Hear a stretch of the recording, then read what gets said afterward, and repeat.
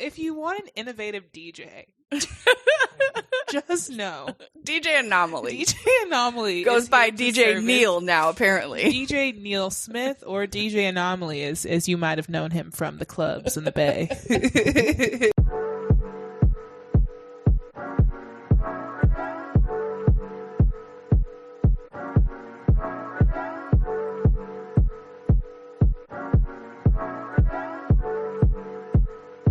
Hello, everybody, and welcome back to the Tea with Mona Me. Today, I am here with Neil and Natasha Smith, co-owners of Trinity Events. Welcome, you guys. Thank you. Thank you. So, tell me a little bit about yourselves. Well, we have been in business for 10 years now. We do all kinds of events, but definitely weddings are our bread and butter and our favorite thing to do. You also missed the most important part, which is that we're married and have a business together. Yes, that presents challenges, doesn't it?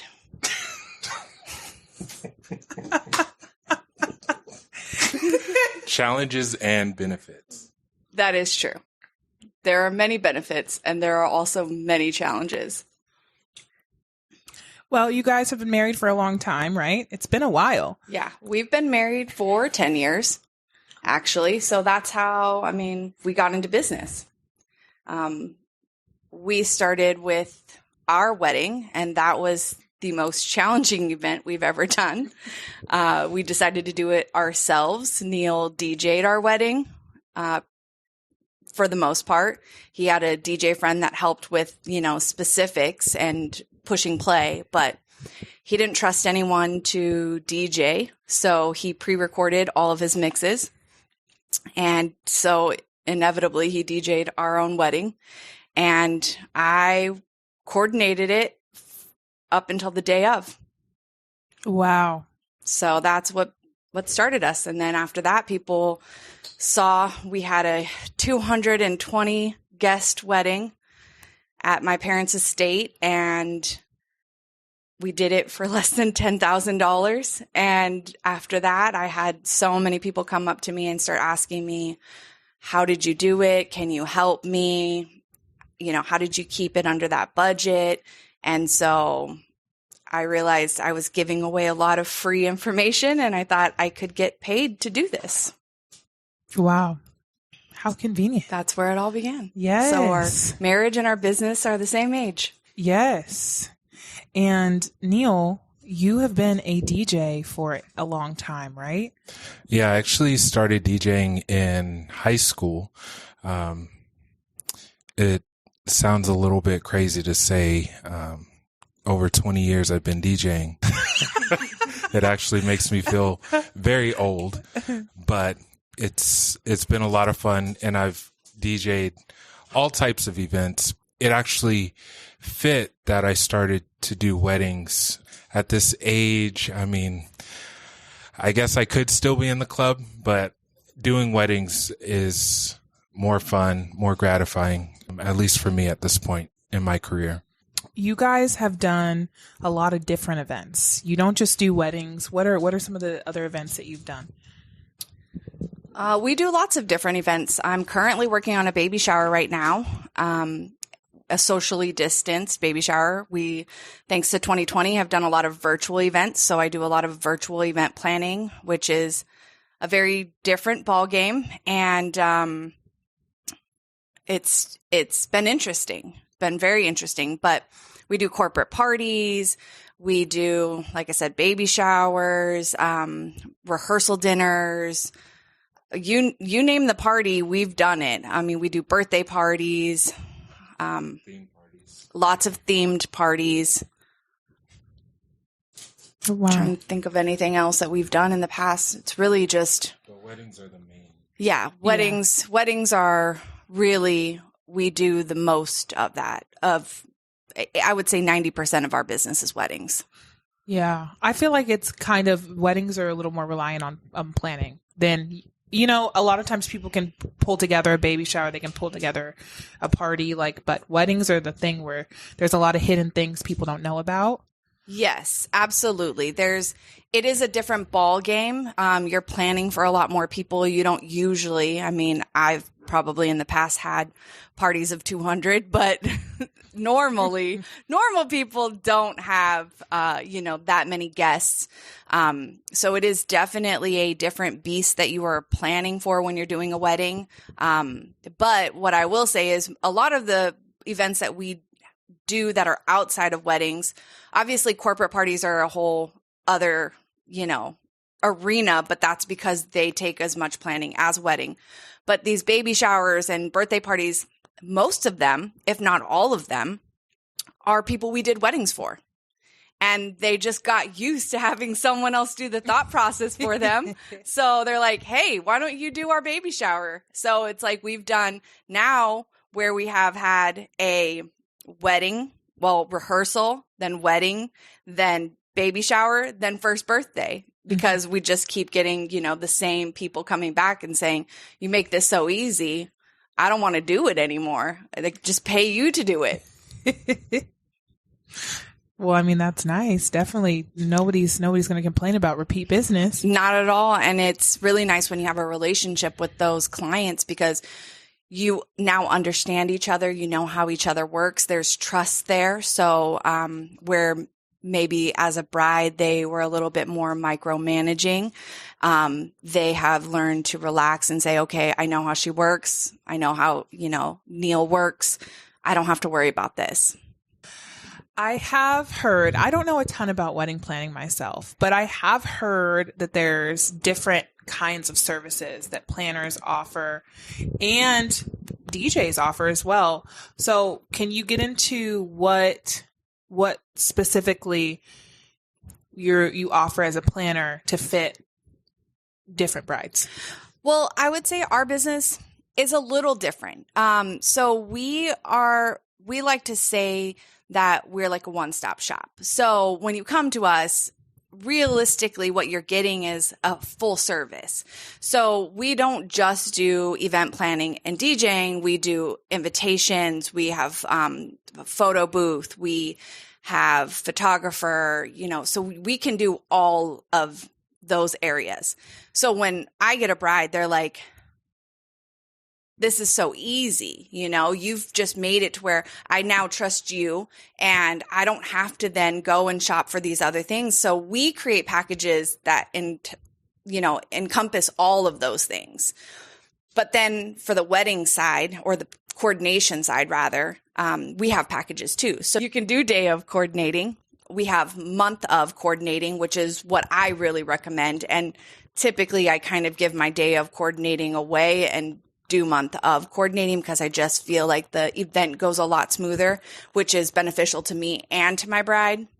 And then you have, how involved do you want your planner to be? Do you want them to be helping you with picking out the venue and the caterers and, the bakery and all of those things? Or do you just want them to come in and execute your vision? You know what you want. You already have it organized and you just need somebody to come in and just make sure all those vendors are there when they're supposed to be there. Everybody's set up and they're ready to go. And then just helping you stay on track for the day. Mm-hmm. So it's really, what is it that what is your personality as a bride? How organized are you? How detail oriented are you? And then from there, determining how much of a service you need. And also your budget plays a part in that too. So there are definitely levels to this game, if you will. And so it really just depends on what it is that you're looking for. And then that is kind of how we start to work on what that package looks like for you. Maybe you have somebody in mind that you already wanted. Like we split up. We don't do only weddings where we're both involved, So I do coordinating on weddings where there's another DJ. He DJs for weddings where there's already a coordinator, or maybe there's not a coordinator, and so we split up, and we do different packages for each of those deals. And then for Neil's stuff, obviously he has a range too, which I'll let him tell you about. So again, our situation's a little bit unique in that we tend to work together mostly. That's the way we prefer to work. However, if someone's going out to get a DJ for their wedding, there definitely are levels. So our situation's a little bit unique in that we have the planning and the DJ, but if you're out getting your own DJ separate, then there are different levels. And one of the things that you're going to probably come across is that there are DJs that also do planning, and we can probably talk a little bit about this later, it's not always a good thing to have it all rolled up in one. It's kind of better to have people who specialize essentially. But going back to the original question, as far as the DJ service, obviously mostly music. I also do lighting if needed. Sometimes the venue takes care of that, but it's about getting the right music at the right time for the bride and the groom, make them happy. And of course their family and friends. So do you ever do any kind of situation like you did with your own wedding where you just give them the mix and let them? I haven't. I had originally thought about that when I did it for my own or for our own wedding, but it's every bride and groom is unique. And so it makes it really difficult to try to pre-plan how the music's going to go. It worked well for us because I know my family, I know my friends, I know what will work in those situations. What about my family and my friends? And I know her family and her friends also. She also had some input on the music, I will say, but that's why I would shy away from having like a pre-recorded mix for a wedding. Maybe for a party, it would be perfectly fine. But when you're looking at a wedding, it's you want everything to be unique. And if something, that's one of the things about having a really good DJ is that you can make changes on the fly. And so there's been plenty of times where I go into a wedding and the bride and groom have given me a list. This is what we want to hear. And I'm like, okay, I got it. And I'm playing that music and nobody is dancing. And so I have to make changes and get people up and moving. And by the end of the night, the bride and the groom, they're so happy. They're so excited. They had such a good time, but it was all because I was able to modify where somebody who's new to, I hate to say it, but new to the game might not be able to make those kind of changes on the fly like that. And so the wedding might not be as exciting or memorable as they would have liked. What would you say is the advantage of working with a planner for your wedding, and more specifically, the advantage of working with a pair like you guys that offers both? Well, the first thing I would say is I always try to get in with my brides as soon as possible. And most of what I hear from my brides is, I wish I had called you sooner. That to me is always indicative of how important a planner is or a coordinator is for your event. Your coordinator comes in with a level of experience and also a track record. That person has created relationships with vendors. They know what works, what doesn't work, and they can then help you. That's not to say that I'm making all of those decisions. That's just to say I'm going to direct you in the right places so that you, one, don't get taken advantage of.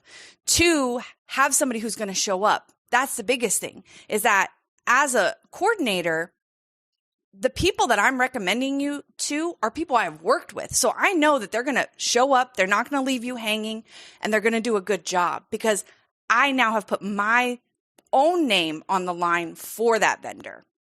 I've vouched for them. So if I'm willing to do that, it's because I know that they're going to show up and do a good job. So that's the first thing.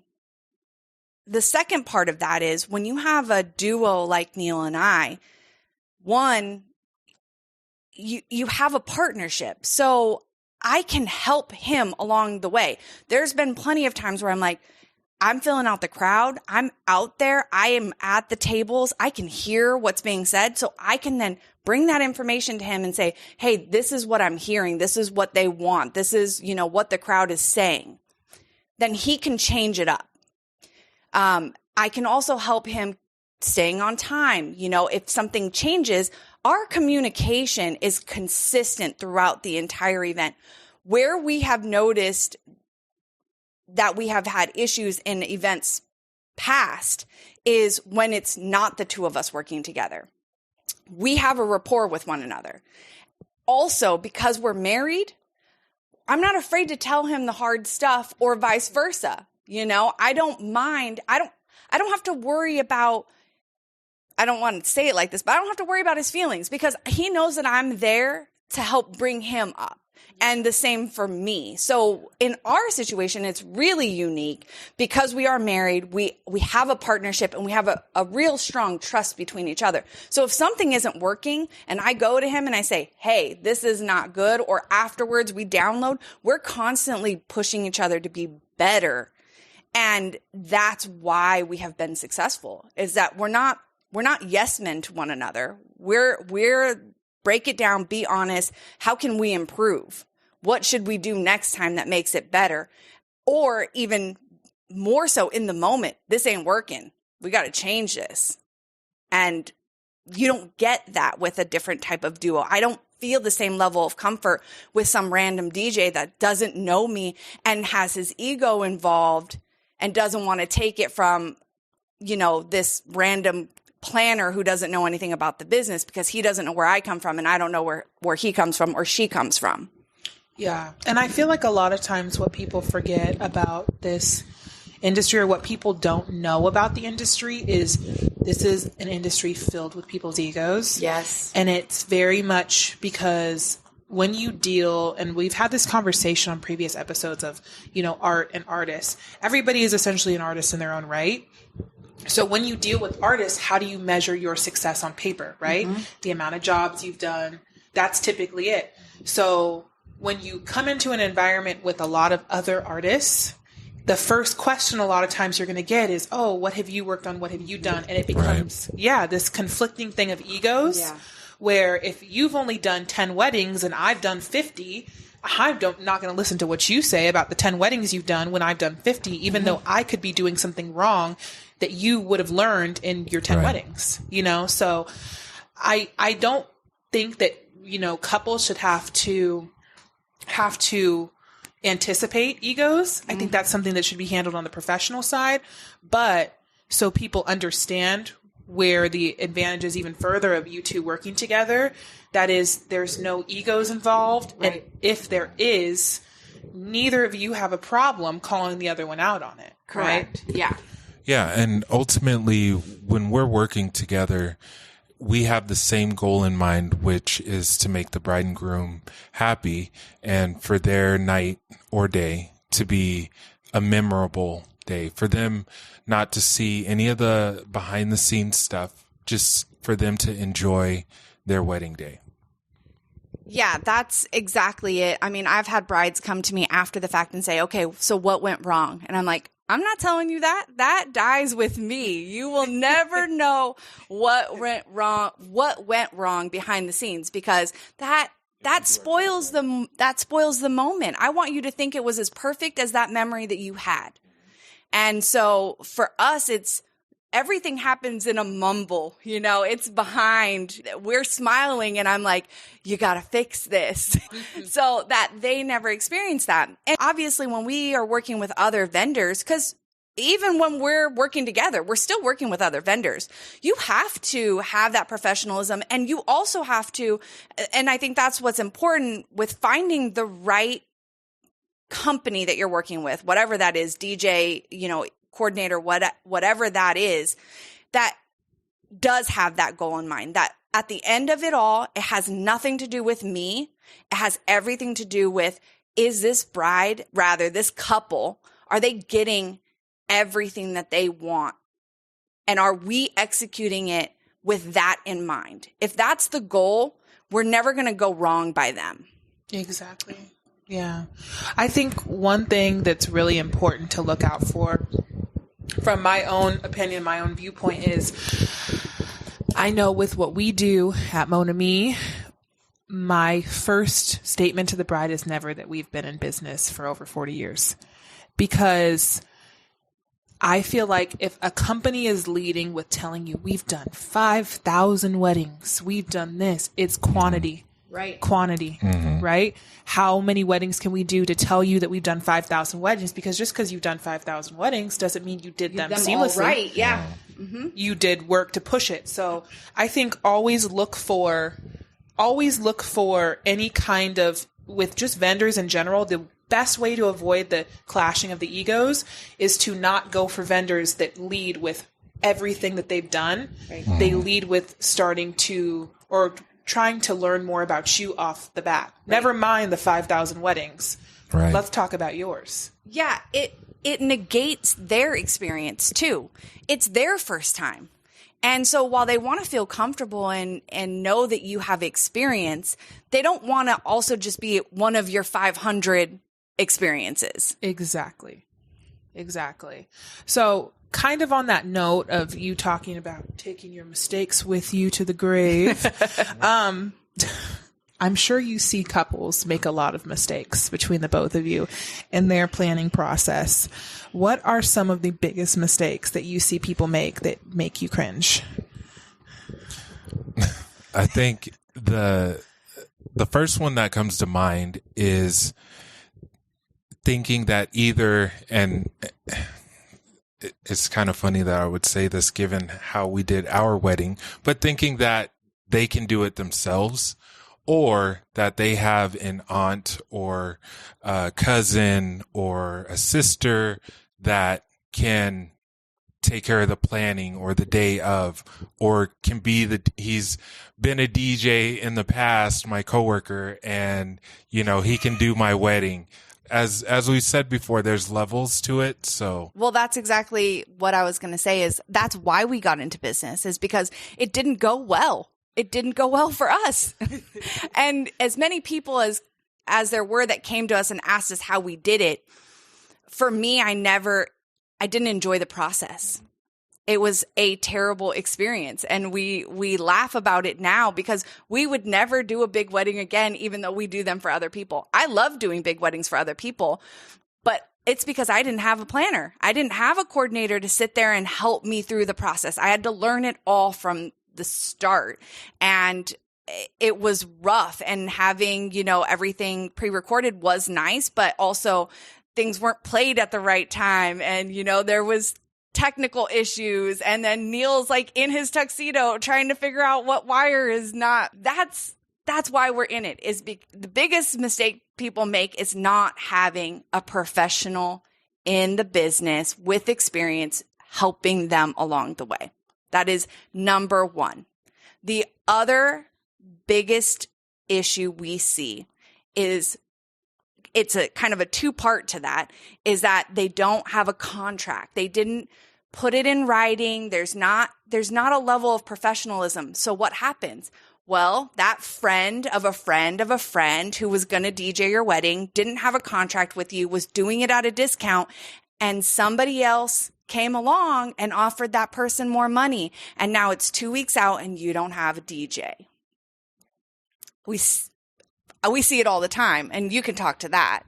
Yeah, I've actually done a few.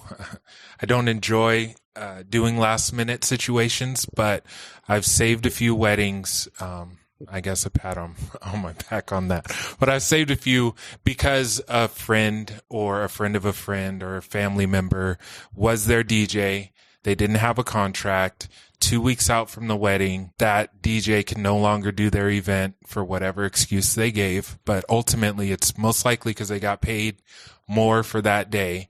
And so then they come running back asking, if there's anything that we can do to help.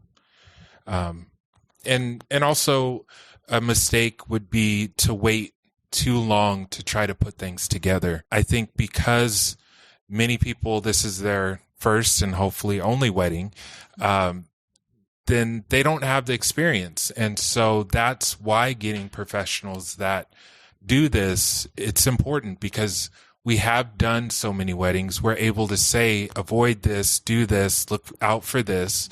And people who are doing it themselves, they don't have that knowledge. There's only so much you can get from a YouTube video or from a forum online or something like that. And so it's important to have someone who's been through it that has that knowledge. Yeah, I think going to that point, you know, we have all these wedding websites and things that have checklists, and that's great. They're helpful, but I always recommend starting with your coordinator. And that's not a selfish move. It's not because, hey, come to me because I can help you. It's literally because I wish I had done that. And that, for me, when you have that, that person can say, okay, this is really what's important. You know, let's figure out what do you really need. And then that's going to help overall. It's going to help your budget. It's going to help you not pay stupid taxes, what I call it, in making bad decisions and then having to remake decisions and pay more because of that. Mm-hmm. So that's really, I mean, those are the most common mistakes that people make. Yes. And you have a wide network of places and things. Yes. And ultimately, it just saves you time in the end. The stupid tax can also be time. It's very much so that. And it takes the fun out of your wedding. Yeah. I feel like it would be so easy just to be like, okay, I'm engaged and I'm ready to start planning my wedding. Hold on. Let me get a planner, and my planner can help me with my venues. I have my venue secured. What's next? What else is going to take a long time? Yes. Okay. I need a dress. Oh my gosh. My planner knows 5 salons I can go to. Right. And she'll set the appointment up for me in some cases so that I can go try on dresses. What's next? What's next? What's next? Yes. And they can immediately start working with the venue, because a lot of people don't understand that certain venues have special regulations. Very much so. For things that can be done. And you will have those things that you don't think about that need to be taken care of. Yep. So in the case... Yes. You know. And it also, just even having somebody to tell you what questions to ask. Exactly. There's so many times, and going to the mistakes that people make, you don't know what you don't know. And so having somebody to say, hey, because we've had this, does your DJ make announcements for your wedding?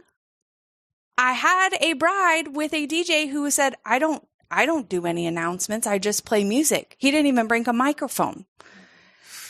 It was a tough, Neil luckily was there to help me just on my side of things, had his equipment and had to bring out his equipment to help out this bride because their DJ was not a real wedding DJ, did not have all of those services, and they didn't know. They just assumed, I'm hiring you for a wedding. You're going to, help make announcements. You're going to help move this along.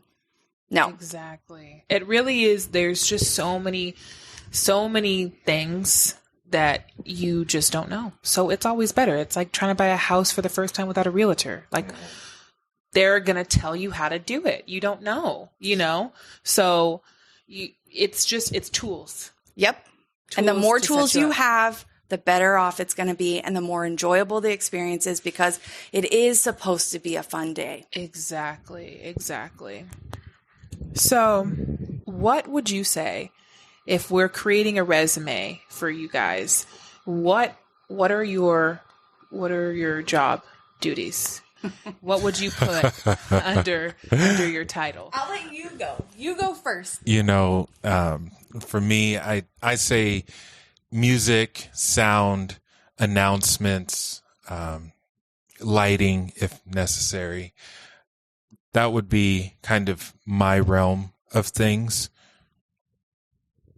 I do everything else. I do everything else. Now, if you were talking about the business, I do everything. I book all of his jobs, my jobs, everything, whether or not I'm a coordinator for that event or not. So I run everything as far as the business is concerned. Financially, I coordinate our business is basically what it is. So I coordinate all of the time. Now, as a coordinator, my job is really, it's so many things. Sometimes I have brides that, they don't have the money for a florist, and they just want simple flowers. So I'm putting together centerpieces. I'm, doing decorations along the aisleway, things that a florist would normally do. I'm doing those things. I literally do everything. I've been in the back scraping plates for the caterers. Like, I do everything that is needed to make that day go the way that it is supposed to go. So as a coordinator, and I know a lot of coordinators don't, and rightfully so. I understand why they don't. That's not in me to do it that way. I've always been the person that is going to just step up and make sure that couple is taken care of. Whatever that means, it falls on me. Yeah, it's definitely a lot of work. So what can brides expect to pay for the work you do? Now, you don't have to give me your specific rates, but just give me a healthy range of what they can expect for a planner and a DJ.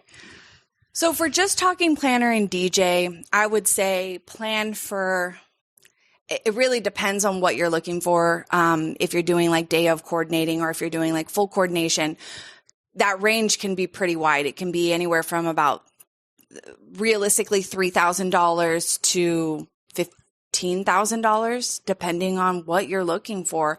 If I'm doing your entire event, start to finish, I'm helping you. Like, I have brides that are doing destination weddings, but their destination is here and they're in another state. I'm visiting their venues. I'm sending them videos because they can't get on a plane and fly here every month. So it's all of those things. So it can be a huge range. I think the biggest thing when you're talking about money and what it is going to cost is understanding what your budget is first. Be honest with your coordinator on your budget. So often, one of the first questions I ask my couple is, what is your budget? They're hesitant to give that number to me because they think that I'm going to push them to the top of that budget. What I'm trying to do is figure out what vendors work within that budget so I can give them the most quality inside of that money marker. And if it's realistic. And also let them know if it's realistic. A lot of times they come to me and it's not. It's if somebody had come to me with my budget at $10,000, I would be like, listen, how many people are we talking? 220? No, sorry. That's going to be crazy time. And it was crazy time. It was really rough to do it for that amount. So it's learning what you really want, what's important to you, having that coordinator to help you figure that out.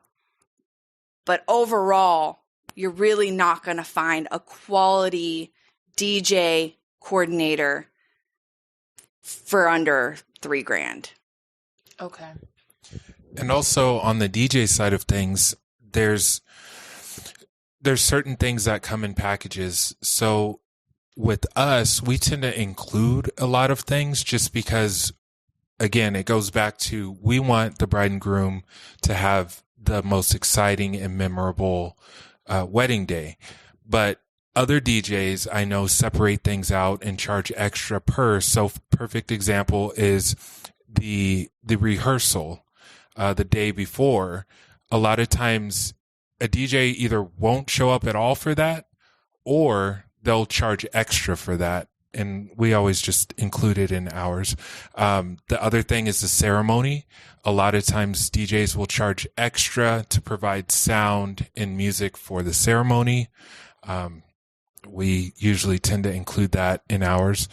And then announcements, like we were talking about earlier. Some DJs, they expect another person to be the MC and that they're only going to do the music. So. Yeah.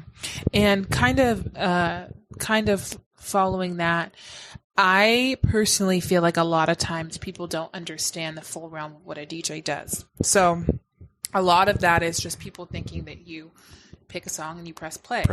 But you don't pick a song and press play. I will say there are DJs that absolutely do that. And we've been to a few weddings where that was the case. And not trying to knock any of that because, ultimately some people, that's what they want.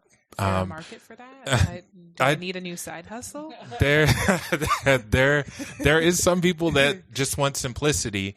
That's a little bit where my background comes in, because I've been DJing for so long and in so many different situations, from all the way from house parties to clubs to the radio, many different radio stations. Then I don't just play music, I mix music, and so it flows a lot better. But again, some people don't necessarily want that. But the good news with me, or at least if you're booking us, is that I have the option. So if you want to go full club, we can go there. Or if you want, just pushing play, I can do that too. Or if you want something in the middle, there's of course that. But weddings, and we've unfortunately seen the dark side of this, but weddings are different from clubs. And so sometimes people are like, well, he's great in the club, but that's not necessarily what you want at your wedding. It's just being professional, certain songs, certain things that you don't want breakup songs being played at your wedding. And somebody who only plays in the club might not even think about that. So little things like that. Yeah. Okay. So day of the wedding, what is that day like for you guys? Long. Very, very long. Yeah, it really is. It's a 48-hour day in 24 hours. I mean, obviously, when you're talking about the planning side, that's usually a lot before the wedding. But even as a DJ, there's a lot that goes in before the day of, and even the night before. I'm packing up all my equipment, because it's not just the equipment that you see, but being a professional means that you have backups in case things go wrong. So that means I have equipment for if something goes down, I'm able to put something else up. And hopefully, if I do it right, then you haven't even noticed that anything happened on that side of things. Yeah. For the actual day, we usually start our morning around 5 a.m. That's us getting ready, getting out the door, getting the car packed. And then because a lot of times I'll bring decor too. So like I have a inventory of items that I keep so that my brides don't have to buy 30 vases and then figure out what they're going to do with them. So I have an inventory that I offer with my service as a free charge, or, no charge really, that I'll bring along. And also I just bring extra stuff because you just never know. There's always something that gets forgotten. So starts at 5 a.m. and we usually don't finish until about 1 a.m. or 2 a.m. depending on the venue and, the end time for them. But literally if a wedding ends at 11, we're not packed up. I don't have all the vendors out. I have to stay back and make sure that the venue has been taken care of. It hasn't been trashed. I'm there cleaning, sweeping, whatever it is that needs to be done. We won't get home until 2 a.m. Wow. So it's a long day. It's a very long day. Yeah. And, we're able to keep our prices down for our clientele. We really work on more of a budget friendly side of things. We really don't do the high end, if you will. Like we're not that kind of a company. We really try to be in a price range that anybody could afford us, because we take so much enjoyment out of doing the job itself that we don't raise our prices to where they probably should be. But we find so much more gratification out of helping the brides that really need this level of service, but maybe couldn't afford it in the normal realm. A lot of it just circles back to how we started our business, which is we try to be what we needed when we had our wedding. And so that's kind of how we look at it. But ultimately, the wedding day, we know it's going to be a long day and we go into it that way. Yeah, that sounds like something I would not do. To be blunt. I mean, if we were going for depending on who you're working with, they might have a venue that will do all the cleanup, and then it's not such a long day. Some day of planners specifically, they only do, the wedding. They get there at the ceremony time, maybe a little bit before, and at the end of, sometimes even before the reception is over, then they're already gone. And some DJs are very similar. If they're not doing the ceremony, they might show up, set up for reception, and as soon as their time is up, then they're packing their equipment, music off, packing up their equipment, they're out. So it just depends on who you're working with. Yes. So when do you think that couples should plan to book their DJs and their coordinator? As soon as possible.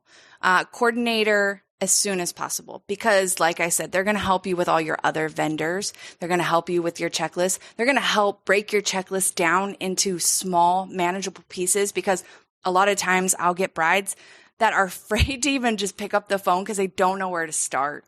And they see the checklist online and it's 100 items deep, and they just are so overwhelmed that they just don't do anything. And so I think when you know you're getting married, even if you don't have a date, find a coordinator who's going to be there for you. Obviously she or he is going to want to know a date because they got to put it on their calendar. But even to start with somebody, start looking for somebody that you mesh well with. Maybe it's not the first coordinator you call. I've had I wouldn't say plenty, but I've had a couple of brides where just wasn't the right fit for them. And that's okay. I don't want to take on a wedding that you and I are not jiving. I don't see your vision or the other way around. And so you got to be with somebody you feel comfortable with. You've got to, your coordinator becomes your bestie during planning. They're the bestie that doesn't ever get tired of hearing about your wedding. Your girlfriends get tired of it. They're like, okay, we know you're getting married. Yeah, we get it. But your coordinator is the one that's like, tell me all about it, So that person really becomes your partner in all of this. And a lot of times it's the groom's like saving grace, because he also doesn't have to be involved. They get a pass and they're like, okay, there's somebody else to kind of help her, talk her off the ledge. I have so many grooms that'll call me and go, she's freaking out. You need to just help her. And I'm like, okay, no problem. And that's where my relationship with both the bride and the groom becomes super important. But the answer to your question is as soon as possible. And as far as the DJ goes, it's the same thing as far as soon as possible. But what is really important is the fact that the DJ might be booked that day already. So the sooner you can ask, then the better they can tell you if that date is open or not. And then also, I will often remind the bride and grooms to get me a playlist or a music list or music that they like, genres, as soon as possible too, because it takes time to make sure that the right stuff is curated for them. Yeah. So, do couples need to pay a deposit for your services? Yes. Okay. Typically what you're going to see in the industry is 50%. So in order for that date to be booked, you will have to put down a 50% deposit along with the contract. Once that deposit and contract are received, that date is then booked. So your date will not be given up. Then typically 15 days prior to the event, the full balance is due. Okay. So these are 3 questions that we ask all of our guests. And every single time we ask our guests these questions, I am just so excited about it. I can tell. So each...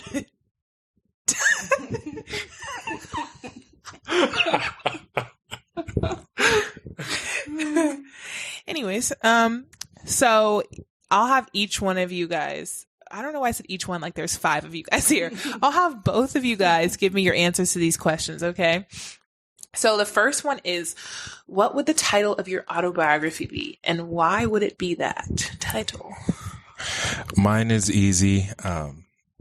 And I'm sure my wife will say it's cheesy, but That rhymed.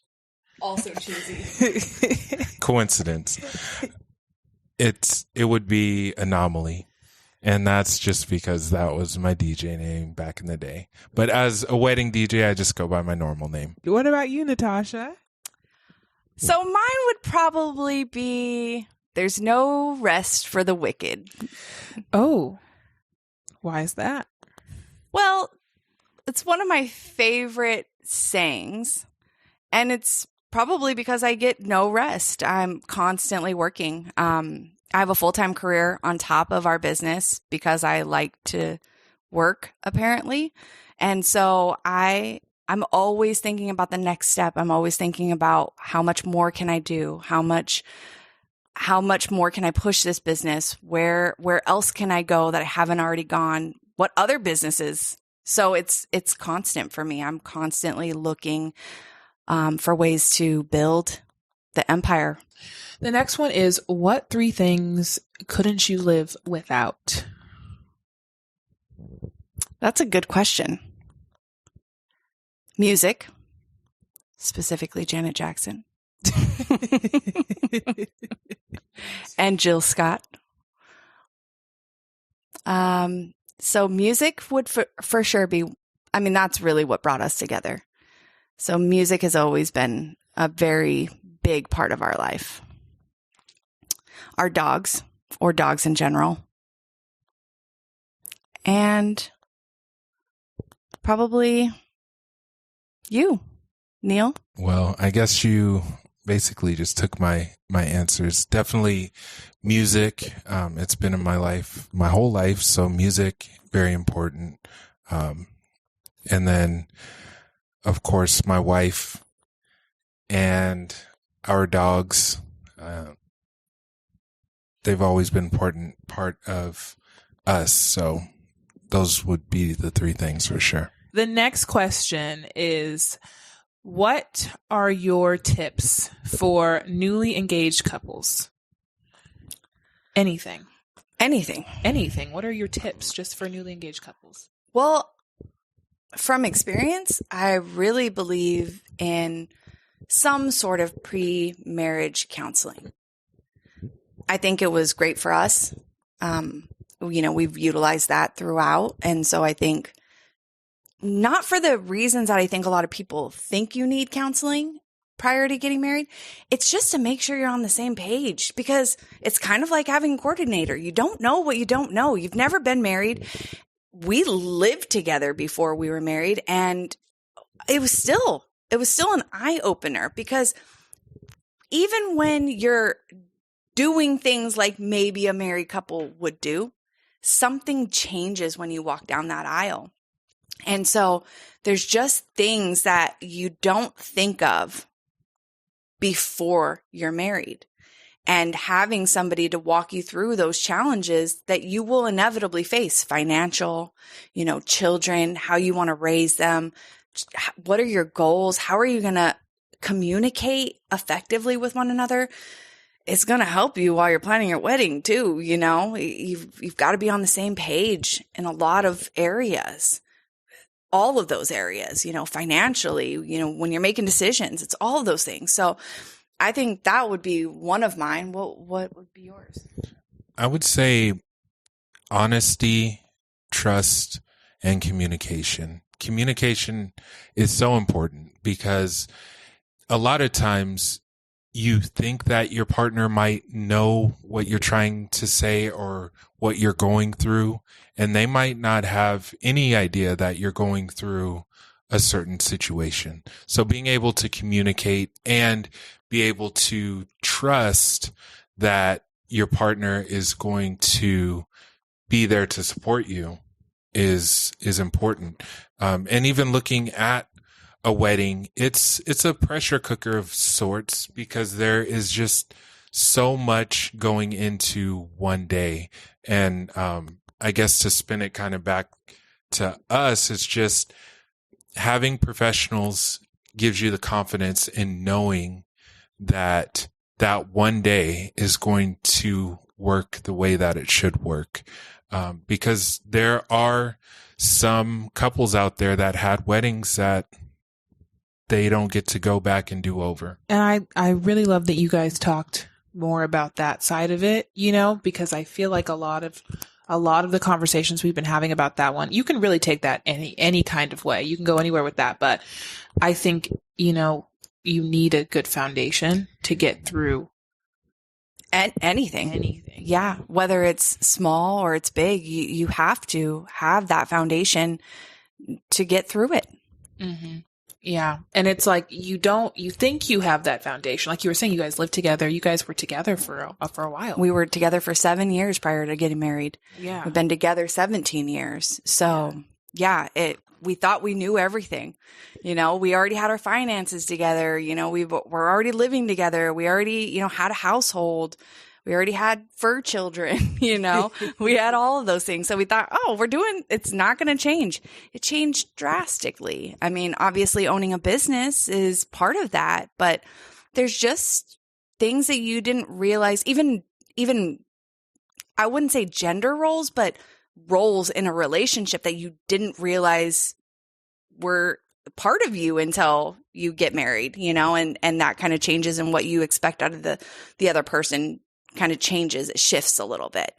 And so, it's important for us. And the reason why we picked those things, I think, is we get a special privilege being in the position that we are with doing weddings. It's one, I think, of the major reasons why we enjoy doing weddings more than anything.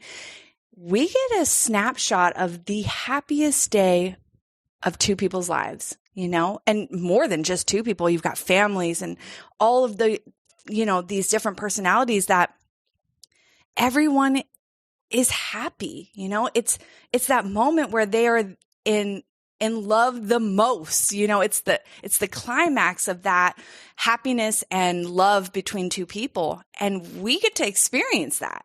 And so we're really invested in those relationships. We want the best for our couples, not because we want to be the business that they hire, because we truly enjoy watching that love, being a part of that love, because it also reminds us of our love. And kind of going off of that, I think it would be really hard for us to pick one wedding that was most memorable, just because we've had so many memorable moments in so many different weddings. Yeah, even if the wedding maybe wasn't our favorite wedding overall, there were things that maybe the venue wasn't great or whatnot. It doesn't take away from that. So because of that one string, that kind of that thread that binds them all together, they're all our favorites. Wow, that was so sweet. Well, thank you guys so much for coming on today. It was super fun chatting with you guys. It was fun, yeah. Thank you for having us. Of course, definitely informative. I will start to plan my wedding now. I will also plan how I'm going to meet my husband, because it hasn't happened yet. But we'll try to keep the date open. Keep the date open. I'm thinking maybe 10 years. I don't know what your schedules are going to look like. It's wide open for 10 years from now. You're doing soft booking for 10 years, so we're going to need a deposit, though. I can 50%. Give you half of 1%. We'll take it.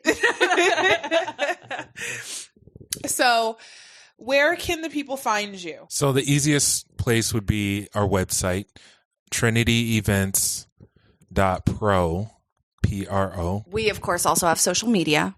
So you can find us on Instagram or Facebook. But like he said, the website ties all of those things together. So if you go to the website, you'll find our social media right there too.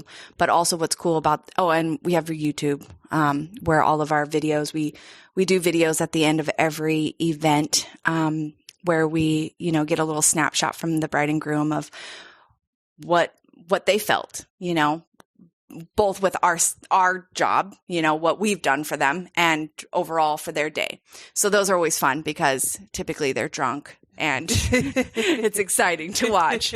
But also just because, like I said, you get that moment where you're like, your heart is just so full for them because you know that it's just the beginning of a new chapter for them. So the website has all of that stuff. So it's kind of the best place to go. Awesome. Well, thank you guys so much again. If you guys enjoyed this episode, make sure you subscribe to us on Apple Podcasts and Spotify. You can also find us on social media at Monami Bridal Salon, Instagram, Facebook, Twitter, Pinterest, TikTok, YouTube. I think I got them all. Yes, at Monami Bridal Salon on virtually any social media that you can think of. That's where we're at. So until the next one, we will talk to you guys next Friday.